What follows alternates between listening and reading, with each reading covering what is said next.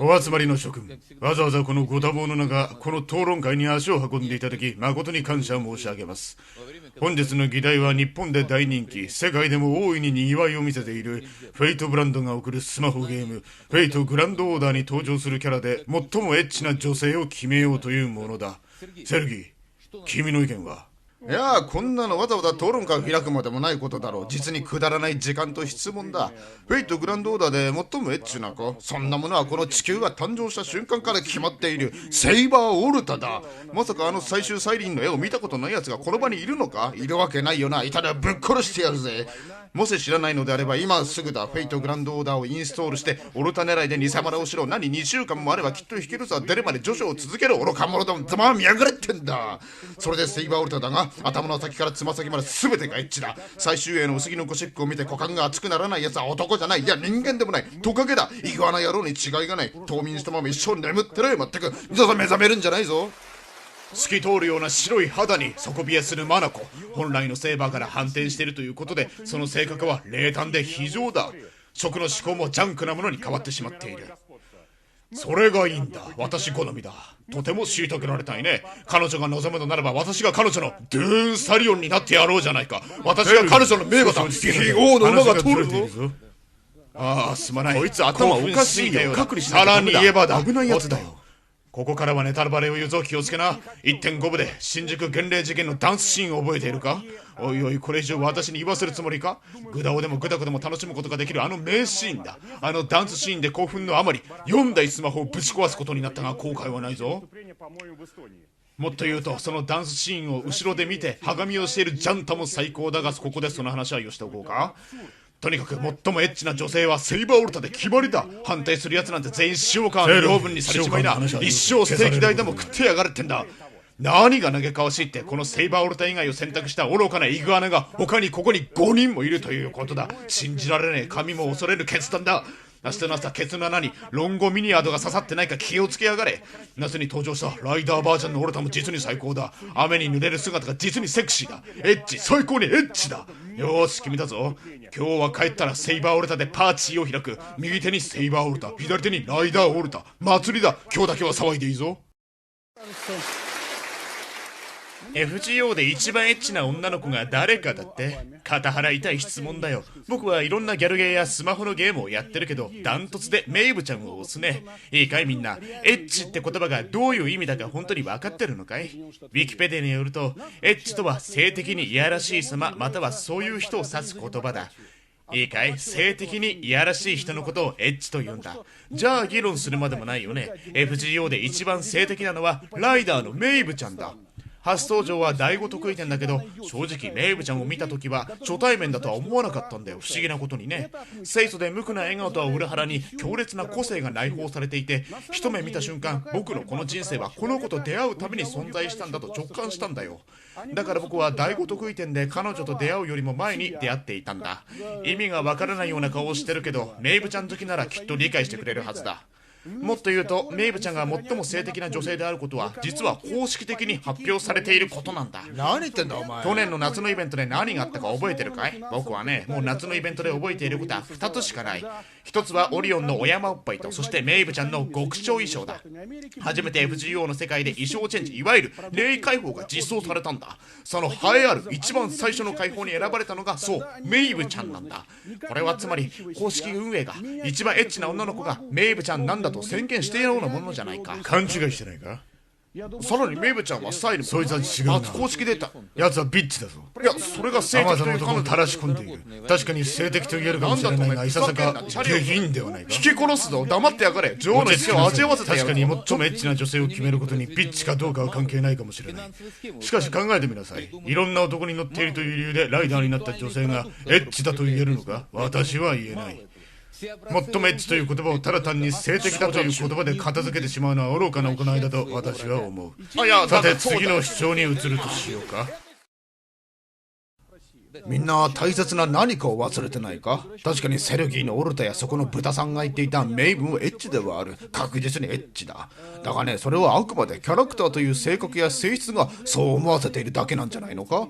そう思うだろう。メイブが仮におとなしい普通の女の子だったらどうする？エッチか？エッチじゃないだろう。同様にオルタもあれで血色がよく普通のキャラだったらどうだ？エッチか？いや、あれはやっぱエッチだな。ごめん、この主張はやっぱなしだ。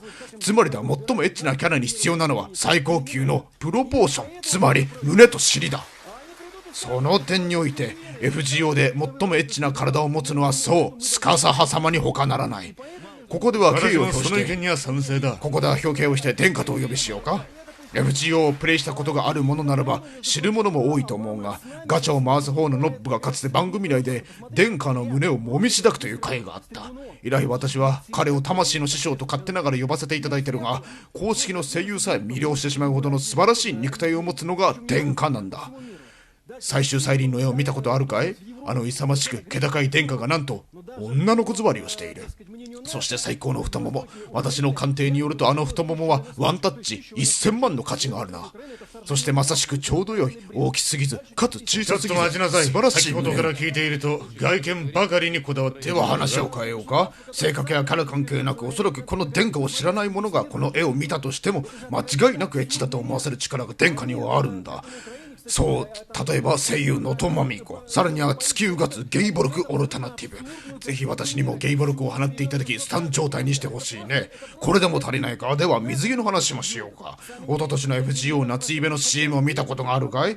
あの日差しに照らされ憂い気味な殿下を、いや見てほしいのはそこの眼差しではない、おっぱいだ。素晴らしすぎる。無料配布キャラとは信じられんほどエッチだ。最終再臨の絵を見たときは鼻血の出血多量で救急車を呼んでしまった。救急隊員はゲラゲラ笑っていたけどね。より詳しく語っていこう。正直ここまでの皆さんの意見は全く理解不能だ。同じ地球上の生物の子供なのかどうかさえわからなかった。唯一認められたのはメイブもスカサハも確かに好ましいキャラではある。だがそこまでだ。私にとって好ましいというだけで最もエッチという言葉には全くふさわしくはない。では私が思う最もエッチなキャラをご説明しよう。メイジェド様だ。冗談に決まっているだろう。笑うところだ。何真顔でこっちを見てるんだ。まああながち的外れなジョークというわけでもない。そう、私が最もエッチだと思うキャラはファラオ・ニトクリスだ。そこのおっぱい星人も言っていたが、エッチなキャラに必要な恵まれた肉体という点でこのファラオ・ニトクリスは決して負けてはいない。むしろあらゆる点で勝っていると言える。具体的には尻と鼠径部下乳だ。無論抜群なのはプロポーションだけではない。ニトクリスのキャラクターそのものが実に性的だ。しかもこの性的という言葉は豚野郎のメイブちゃんとは違い上品なんだ。いやらしい要素がない。純粋にエッチなんだ。マッカンではファラオの素質に向き合うニトクリス、夏のイベントではファラオとして認めてもらうために奔走している。なんとけなげで純朴なんだ。未熟さも相まってエッチ度数4割増しだ。しかもエッチなだけじゃない、ユーモアもある。水着ニトクリスの絵を見てみたまえ。面白すぎるだろ。なんであなたがメジェド様になるん？ちょっと待ってください。この場は最もエッチなキャラを決める場所です。ユーモアも大切かもしれませんが、それ以上に重要なことがあるはずです。胸や尻もいいですが、あなたたちならもっと違う角度からエッチという言葉を深めることができるはずです。僕はジャンヌ・ダルクが一番だと思うけど、皆さんの意見を聞いてると最もエッチという言葉の意味がわからなくなってくるんだ。エッチって何なんだっけか。まあいい。だからこそここでは最も単純な意味でのエッチということがどういうことなのかを考えた上で話していこうと思う。プロポーションがいいことが果たしてエッチなのか？であるならばミロのヴィーナスはエッチなのだろうか？絵画であるヴィーナスの誕生はエッチなのか？僕は違うと思う。確かにエッチということに恵まれた肉体は欠かせないと思うけど、それだけで決めていいわけがないんだ。肉体だけで決めるならオリオンやライコーママがダントツになってしまうからね。みんなそうだろう。だからそういうことではないんだ。きっと思い出してほしい青少年だった頃の記憶を、河原で読んだ初めてのエロ本を、みんな初めてエロ本を読んだ時そりゃ興奮したろう。エッチだなと、この世の神秘を覗いたような、そんな幸福感に包まれていたはずなんだ。これが原点なんだと思う。なぜそんな神秘を垣間見たような気分になるのかは、普段そういったことが隠され覆われ露出しないからなんだ。世界に隠されているものを見つけ出したからこそエッチだと思えるんだ。だってそうだろう。普段から男女ともに全裸で過ごしていたら、きっとエッチという言葉の概念や感情は芽生えないはずなのだから。その点から言えば神秘からの脱出、つまり隠されているものを見たくなる衝動、これこそがエッチだと思うことなんだ。ならばこそその思いが強くなるキャラクターがジャンヌ・ダルクだ。オルタではないよ、ルーラーの方だ。ルーラーという公平と秩序を最も遵守しなくてはならないクラスで、さらには聖書者という清らかな彼女は何とも犯しがたく触れがたい存在だ。そんな彼女が時折見せる戦場的なポーズ、それが最終再臨の絵なのだが、思わず生唾を飲み込み手を伸ばしたくなる、これこそがエッチということなんだ。甘酸っぱくどこかほろ苦い、これがエッチという言葉の味なんだ。だからこの最もエッチという言葉を真に深く考えたとき、肉体に対する欲情やキャラに対する感情を全てを重視し考慮すれば、最もエッチなのはルーラーのジャンヌ・ダルクしかこの世界にはいないわけなんだ。ここまで皆の主張を聞いて私は心底がっかりしているよ。みんな胸や尻に目が行き過ぎていて、一番大切な子を見逃しているじゃないか。唯一同意できたのはジャンヌを知っているさっきのエッジ哲学者の意見だけだ。今日までに FGO は多くの人にプレイされてきた。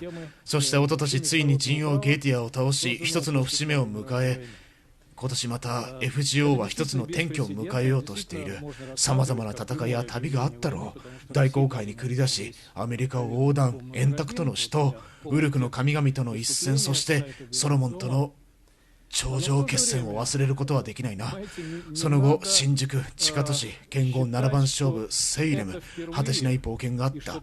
そんなあまたの冒険にいつもすぐ横で支えてくれた後輩がいるのを忘れてしまっているんじゃないのか。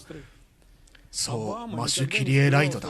最もエッチであるということは最も愛することができるという意味に他ならないのだ。デミサーバントとしていつも一緒に戦い、時には海やハロウィンを共にし、最近では VR なんてものも出てきた。苦楽を共にし、寝食を共にし、一緒にこの3年間歩んできた。マッシュこそ最もエッチな子なのだよ。確かにスカサ派やニトクリスのような抜群の肉体ではないかもしれない。オルタやメイブのような強烈な個性も持ってはいない。ジャンヌ・ダルクのようなこの世の神秘に触れたくなるような処女性もない。それでも私がこの FGO を通して最も愛することができるのはマッシュしかいない。すなわちマッシュこそこの FGO というゲームで一番エッチだということができるのだ。